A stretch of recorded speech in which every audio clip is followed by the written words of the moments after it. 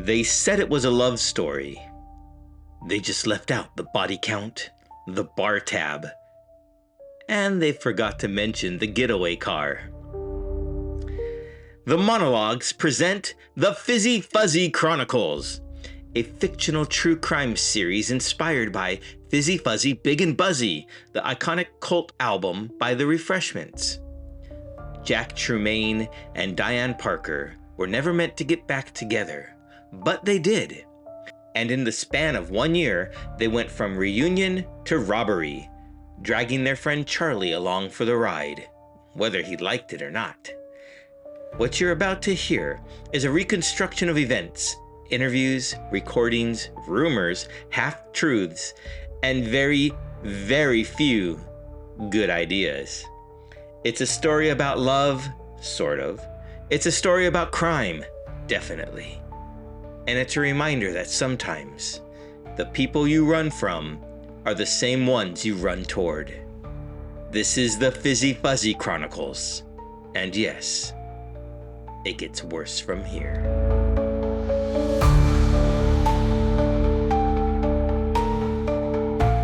Jack Trumane and Diane Parker weren't supposed to end up like this. A year ago, they were just two people reconnecting at a high school reunion, chasing the ghost of who they used to be. But that spark didn't light the way forward. It burned everything down. What followed was a toxic romance fueled by passion and bad decisions. Now this isn't a love story. It's a story of destruction. How far two people will go when they can't let go of each other, and how much they'll take down with them in the process.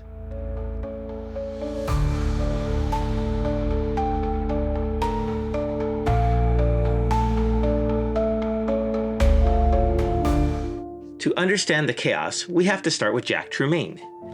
Jack wasn't always the guy who made headlines for all the wrong reasons. Back in high school, he was the golden boy, the overachiever with a quick wit and a plan to escape the suburbs.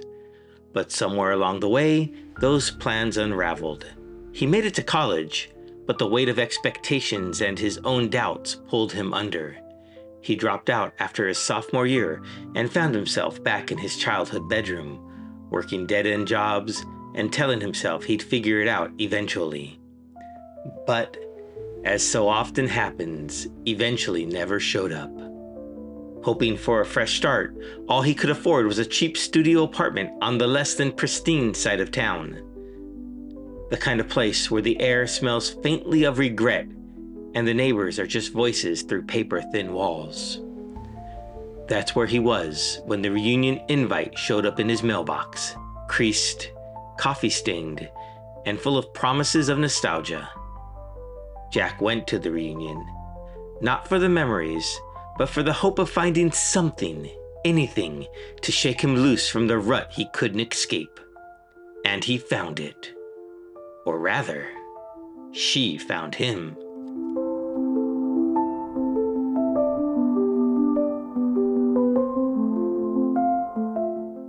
You ever had one of those moments where you just know, like deep down in your bones, you should bail, but you don't? Yeah, that was me. The first time I saw Diane at that reunion. I could have bolted. Hell, I should have. But nope. I stayed. It had been 10 years since I saw her. She looked at me like she knew something I didn't. Like she was daring me to run, but also promising something I couldn't resist. And that was it. She had me. No questions, no hesitation. I didn't even get the chance to think it through.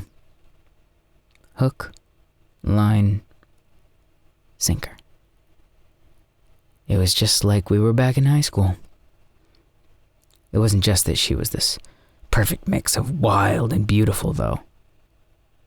Well, she was, but it was more than that.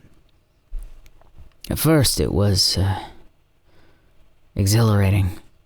She was like this storm, a live wire of energy. Dangerous. Magnetic. Thought maybe that was the kind of chaos I needed. And then, and then she moved in. Fast. First, it was the toothbrush. Then her clothes, and suddenly it was like her entire life was all over my place. Every time I thought about saying something, about setting boundaries, she'd hit me with that smile of hers.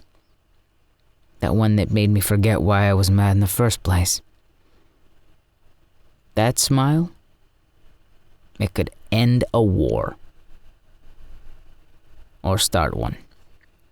But even with all of that, it wasn't the big things that got to me. It was the little shit.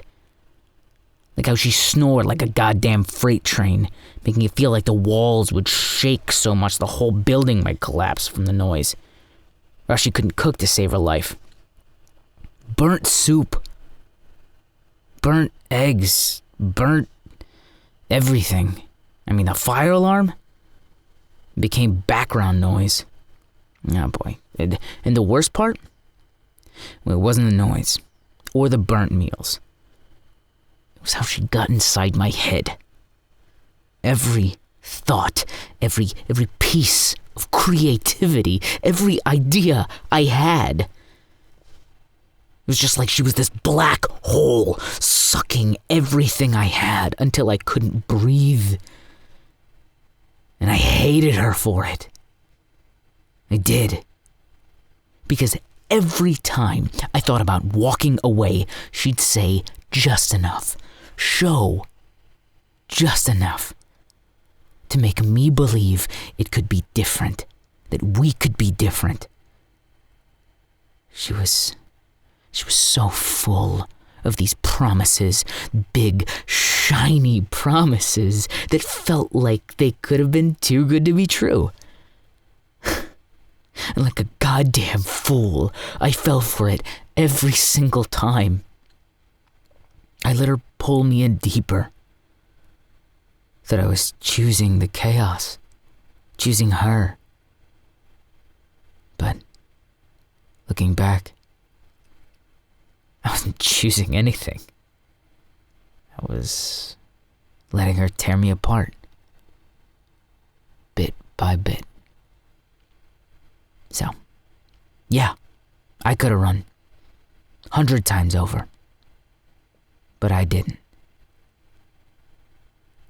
When you're in the thick of it, when you're standing right in the center of the storm, you didn't even realize you're drowning. All you see is the calm in the middle. And Diane, she was all of it. The calm, the chaos, everything in between. And I never stood a chance.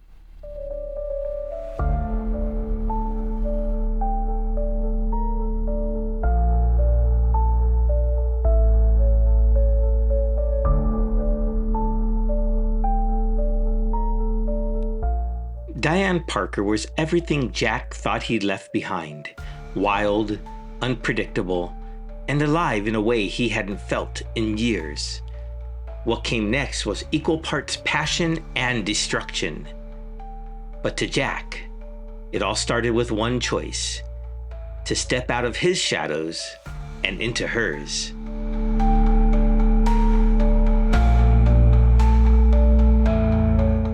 Diane had always been magnetic. Even as a teenager, she had a way of drawing people in, part charisma, part chaos.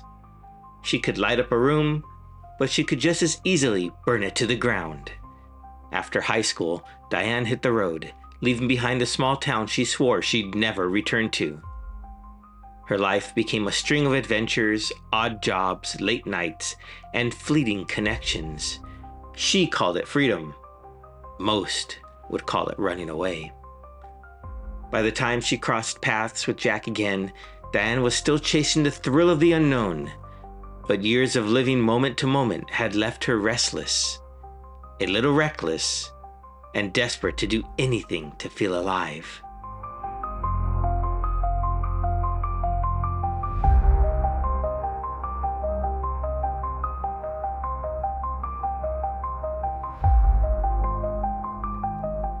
Diane doesn't see herself as a villain. In her mind, she's the hero of her own story, a woman who refuses to be tied down, even if it means leaving destruction in her wake. But as much as Diane would hate to admit it, Jack isn't just collateral damage. He's her anchor, her equal, her mirror. Their love is a wild, messy thing, dangerous, but impossible to let go of.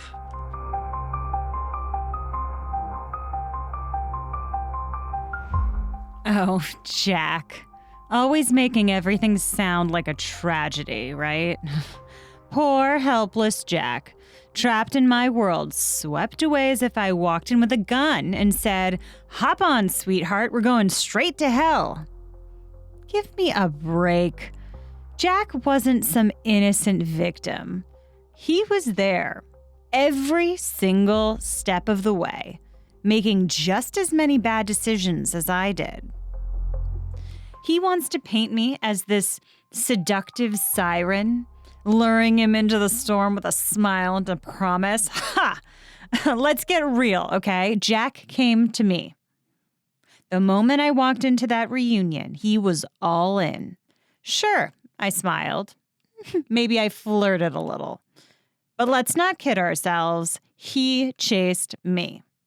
And for someone so trapped, he sure didn't mind when we were drinking whiskey and laughing like fools, or when we butchered karaoke at some dingy dive bar. And don't even get me started on this "she stole my inspiration" nonsense. Jack's always his own worst enemy. He's got the brilliance, but he's too scared to actually do something with it. It's easier to point at me and say, "She ruined me," than admit he's the one holding himself back. But here's the thing about Jack. He thrives on chaos. Even if I weren't around, he'd find it. I just happen to make it look a little more beautiful and exciting. Here's a real story for you. We're at this dive bar one night, and some guy thinks he can win me over with his gross cologne and slimy smile. I ignored him because honestly, who has the energy? But Jack? Oh no. Jack had to puff up his chest and play the hero. Told the guy to back off. And well, one punch later, Jack's lying on the floor, bleeding all over his favorite shirt. And what did he say? Lying there, looking up at the sky, twice his size. "Doesn't change much, buddy. I still don't think much of your girlfriend." Come on. How could I not find that charming? Sure, he was a mess. But he was my mess. He says he would have done anything for me. Anything I wanted. So I simply reminded him that it'd take a little more money. And you know what? He didn't hesitate. Jack will tell you I pushed him too far. Dragged him into trouble. Always crossing the line. But the truth is, Jack never stopped me. Not once. Because as much as he loves to play the victim, Jack craved the ride. The thrill. The danger. He loved it. He'll tell you I ruined him, but honestly, I gave him exactly what he needed. Something real. Something alive. Because before me, Jack was just another guy in a bar. All talk, no action. So sure, let him whine about the price. About what he lost. But the truth? Jack doesn't hate me. He hates himself. For loving every damn second of it.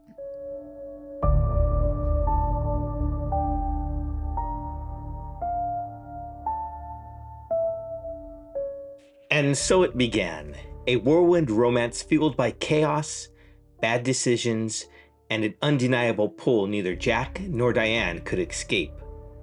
Their high school reunion may have been the spark, but over the next year, the fire grew unchecked, consuming everything in its path. At first, it was electric. Late nights, whispered promises, and the kind of passion that makes the world feel smaller. Jack and Diane weren't just drawn to each other. They were addicted to the chaos they created together. Arguments that started with the slammed door often ended in smashed plates. Friends drifted away, unwilling to get caught in their gravity. And then there was this police report. Dated 6 months after the reunion, it reads like a warning sign no one wanted to acknowledge. Incident: domestic dispute. Location: Crescent Heights Complex, apartment 3B. Subjects: Jack Trumane, 28, Diane Parker, 28. Report: neighbors reported yelling and sounds of breaking furniture. Responding officers noted visible injuries on Mr. Trumane, but no formal complaint was filed. Miss Parker refused to press charges, stating, "It's not what it looks like. This is just how we are." Case closed. For Jack and Diane, it was never about winning or losing. It was about the storm. They thrived on the fight, on the making up, on the raw, messy connection that left them breathless. And they both knew the only thing that could end their story was the one thing neither of them could imagine: walking away. But Jack and Diane weren't alone in this chaos. There was one other person caught in the middle: Charlie McGregor, the reluctant friend who thought he could stay on the sidelines, only to find himself dragged into their world of chaos. Together, the three of them would turn a single night into the catalyst for everything that followed. What started as harmless, just drinks at a little place called Mekong, became something else entirely. What happened next would change everything. Join us for part 2, A Night at the Mekong.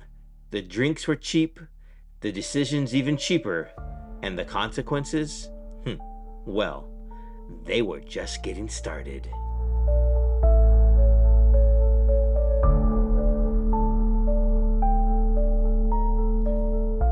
Special thanks to the voices who brought this chaos to life: Christian Ledley as Jack Trumane and Michelle Miller as Diane Parker. The Fizzy Fuzzy Chronicles is a work of fiction. Any resemblance to actual persons, living or dead, is purely coincidental. This production was inspired by Fizzy Fuzzy Big and Buzzy, the iconic album by The Refreshments. No crimes were committed in the making of the story, only characters created, lines crossed, and hearts broken. This has been a Stranger to Reality media production. Thanks for riding the storm with us.